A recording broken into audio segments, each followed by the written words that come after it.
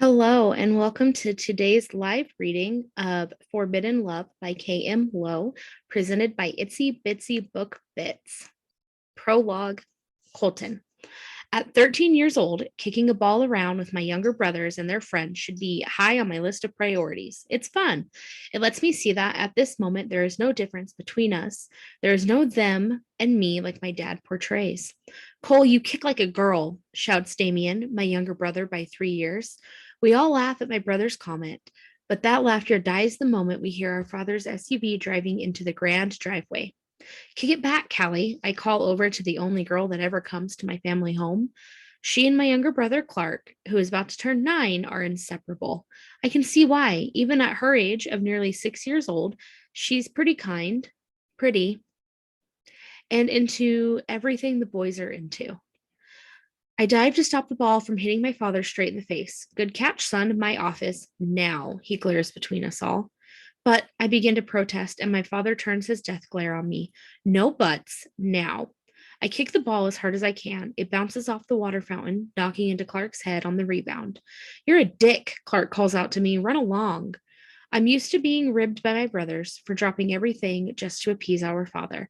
I'm a pussy, a pet. I've heard it all. If only they knew what I was doing with our father, they might change their mind about the pussy comment.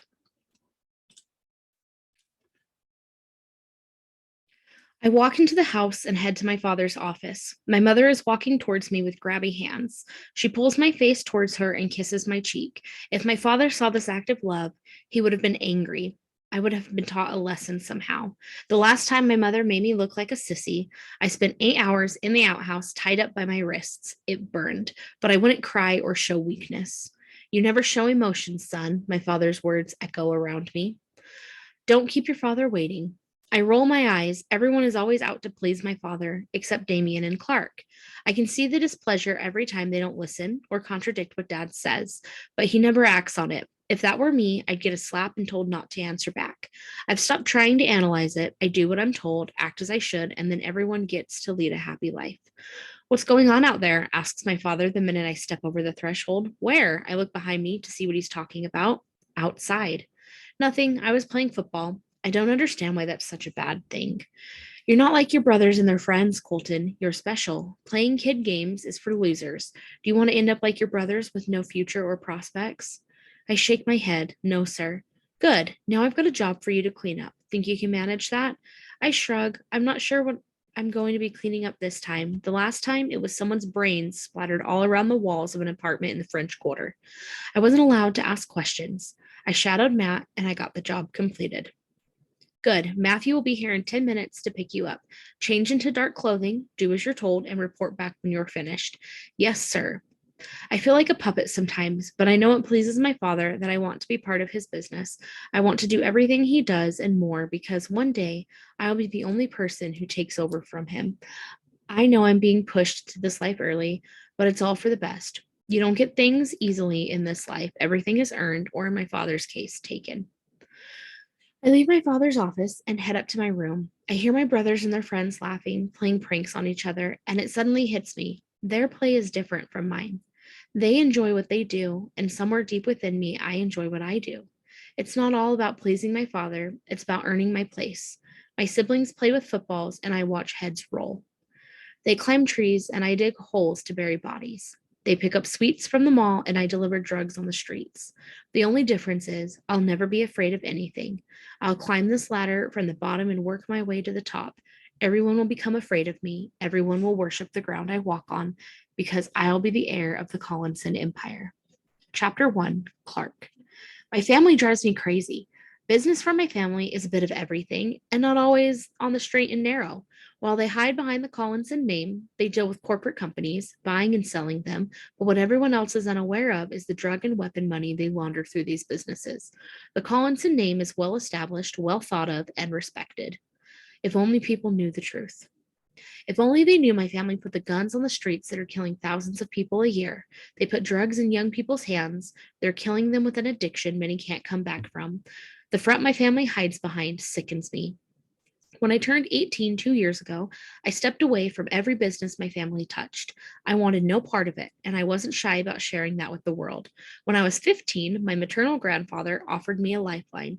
He knew I was different from my family. He hated that his daughter entered the Collinson family and pushed him and the rest of their family aside, but he wanted to give me options. He wanted to make sure I didn't just follow my father's corrupt ways because that was all I had. Once I turned 18, he wanted me to join him in his publishing business. He wanted to make sure that, when he was gone, his business would thrive. I have a love of books, thanks to my grandfather and his endless stories. It would be the perfect role for me. I took my inheritance from my grandfather and worked alongside him for 6 months until he passed away after a short battle with lung cancer. It has been a long, hard 2 years showing people I'm the best in the business to deal with their manuscripts. I care about the work I do. I'm now floating by comfortably, making a name for myself with some of the world's best known authors. They trusted my grandfather, which meant they took a chance on me.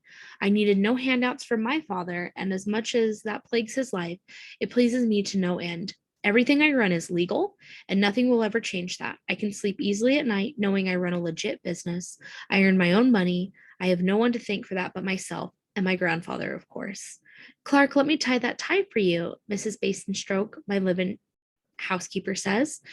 Mrs. Basingstoke, Nancy, was my nanny when I was growing up. She was the mother figure who helped me do my homework, wipe away my tears when I was hurting, or gave me friendly advice when I needed it the most. I was so glad when she asked if I had a job for her when I left my parents' house. She's much more than a nanny and a housekeeper to me. She's my favorite person in the whole world. She was there for me when I felt like I had no one. She's my biggest supporter and all around hero. I turn to her and gladly hand over the offending item of clothing. I hate ties. It's one accessory I'll go without if I can, but tonight I'm attending the birthday party of my best friend, Kally. Her 18th birthday party is being held at my parents' house, which isn't much of a surprise since Kally's father, Joe, does business with my dad. You're looking very handsome, sweetheart. I smile at her endearment. Her soft tone always calms my racing heart and makes my nerves disappear. And I always get nervous going to my parents' house because they've always got an ulterior motive for doing something nice. It's Kally's 18th birthday party tonight. I know. Don't you think it's about time you tell that girl how much you love her? Get her away from the parasites you both call family. I know you could be so happy together. I know Nancy's right, but every time I could come close to telling Kally about my feelings, something comes up and I back out, or she gets dragged away to some family emergency. The time has never been right for us. I will one day. I want her to experience life before she settles down. She deserves that much, Nancy. You're such a good man, Clark. You've had to grow up quickly, and I hate that for you. I wish you could just kick back and have some fun occasionally, see the world without it being for work. You did a good job raising me. I lean in and place a soft kiss on her cheek. I have fun. I just don't go out partying like people my age, but I see the world and enjoy things. I'm happy because of you. Don't be soft. Go and have a good night. At my parents' house, I scoff as I pick up my cell. Hell will freeze over first. I'm only showing face for Kally's benefit. I'd never forgive myself for missing this milestone in her life. Thinking about the milestones Kally and I have shared warms my heart. Junior school, high school, prom, birthdays, they're all good memories because she was in them. I hear all about it. I'll hear all about it in the morning. Jared is waiting in the car for you. Thanks, Nancy. Have a night off. You deserve it. I have a box set with my name on it. I roll my eyes at her because she deserves so much more than a box set and a bottle of wine. I would give her the world if I could. I keep telling myself she has a better life here with me than she ever did with my parents, but it's still not enough. I walk out of my house and see the black SUV waiting for me. Jared was also a butler my parents had when I was about 13, I think. It didn't take long for him to hand in his resignation when I left home. He's just like Nancy. He's kind and caring. I've come to respect him over the last few years. He will always have a job with me because he did a lot for me at a time when my head was messed up. A time when I didn't know what to do for the best. I never liked to let people down, and when my grandfather came to me with his proposition, I was excited and nervous all at once. I knew that by following my dreams, I'd be letting people down. Jared became friends with my grandfather for the last couple years of his life. They shared the heartache of losing the loves of their lives. It's something I hope I never have to experience. Once my grandfather passed away, Jared and I reminisced about him, laughed at his terrible jokes and sense of humor, and just enjoyed each other's company. Jared reminds me of my grandfather. I take great comfort in knowing I have good people around me now who support me in my decisions. Jared gets out of the SUV and opens my door. Doesn't matter how many times I've told him he doesn't need to open doors for me, he never listens. He takes his job seriously. He's a true gentleman. They don't make men like Jared anymore. Clark, ready to face the lion's den? I smile at Jared. Everyone close to me knows my distaste for most of my family. I have two brothers. Colton is just like my father. He does everything asked of him. He's the brother I despise. Damien is a little like me. Okay, a lot like me. He took his inheritance from our grandfather and opened a holiday resort in Italy. Since then, he's ventured out and opened several other resorts all over the world. He's home for a week, and I'm looking forward to catching up with him. He's one of the only family members I can tolerate now. The rest, as heartless as this sounds, I could dig their graves for them and take great pleasure in it. As ready as I'll ever be. It's a good thing I love Kally. I love you like a son, but I could really shake some sense into you sometimes. A good girl like that won't be on the market forever. You sound just like Nancy. Nancy's a wise woman. I climb into the front of the SUV and Jared leans in and smiles. Us old ones have some good advice. We've lived a lot of years, seen a lot of things, got a lot of notches on our bedposts. He winks at me and closes my door. If only it was so easy to tell Kally how much I love her. I'm only a couple of years older than her, but I've ticked off a few dreams. I've made a name for myself. I've visited some amazing places. I want her to see the world before she settles down. I'm not going to be selfish just because I want her with me every minute of every day. When we settle down, I want the wife, the kids, the white picket fence. I want everything I never had growing up, but I want Kally to be ready for all of it too. Good things come to those who wait, right? I'll keep the SUV running if you want a quick exit. Jared squeezes my shoulder and I walk away from him in the SUV. I hear the car door shut behind me and my blood runs cold. I get the same feeling every time I step foot on my parents' land. I don't like it. It makes me anxious, which is something I don't experience in my daily life. A car headlight breaks my thoughts as I walk across the driveway. The whole area is busy. Cars are being directed to parking spots. People from the high society my parents associate with walk up the grand steps to my family's house. I'm not sure why half of these people are here. It's an 18th birthday party.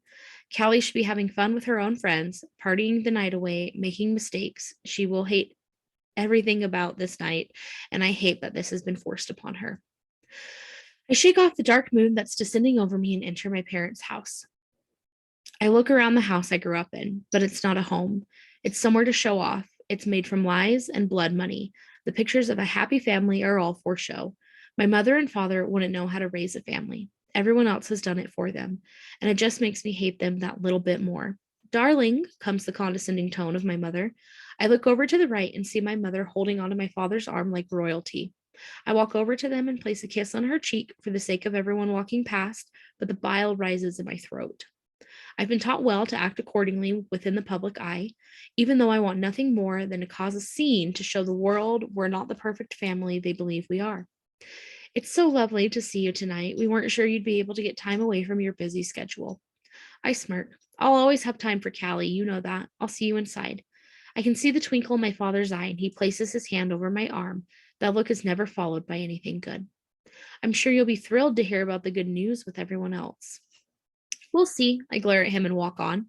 I can't pretend there's ever been any love between my father and me. I hate him for everything he does to people. He pretends he's helping them, but really it's all for his own gain. Nothing is ever for anyone else, not even his family. Most of all, I hate him for what he's done to me over the years. He made me feel weak and alone because I wasn't interested in becoming a bastard like him and Colton. I despise the ground he walks on, and it's getting harder to put a smile on for the sake of bystanders. I walk into the grand ballroom and people are talking amongst themselves. A brass band is playing in the corner and everything screams retirement party. Nothing is saying 18th birthday celebrations. The hairs on the back of my neck rise and I know Kally is near me. I look over to the corner and she's standing with her friend Alyssa. She looks beautiful, but her grim expression sets alarm bells ringing in my ears. I make my way over to her and wrap my arms around her slender shoulders. Her 5'2" frame fits perfectly in my arms. Happy birthday, babe. I take out her card from my inside pocket and hand it over. I hope she can buy herself something nice with the check I've put inside. Thank you, she whispers. I bend down and place a kiss on her cheek, but she tenses. I look between her and Alyssa and try to figure out what's going on. Tell him, Cal. If you don't, I will, Alyssa states. Alyssa has always been in our circle of friends. She's a great girl. Her family isn't like mine, thankfully, and she has a good relationship with her parents. Tell me what? I tilt Cally's chin to look at me and see the unshed tears glistening in her eyes. Kally, what's got you so upset on your birthday? The girl is usually glowing with happiness, but everything is dull tonight. It's like the life is being drained from her as we stand here. Lissy? I never take my eyes off the one girl who will always hold my heart and soul. Come with me. Callie takes my hand and walks me out to the veranda off to the side of the house. Alyssa is hot on my heels. Talk to me, babe. I frame Callie's cheeks in my hands. You know I'll help any way I can. You can't help with this, Clark. They're making me marry your brother. Nothing can stop this. I laugh. I don't know what comes over me. I'm pretty sure Callie's kidding, but when a tear falls down her cheek, I realize that no one is laughing. This is some kind of joke, right? Callie shakes her head. What? Why? How? I realize that I'm rambling, but I'm confused. For the first time in my adult life, words aren't making sense to me. That's all I really know. I can't believe I'm hearing this. Screw that. Of course I can believe this. It's exactly like my parents to pull a stunt like this. Which brother? Colton. Anger rips through my body at the thought of Colton being anywhere near my sweet girl. He'll destroy her and enjoy it. He's the oldest of my brothers at 26, but he's the most immature, self centered, ignorant son of a bitch. He's a spoiled rich kid who gets everything he wants from daddy.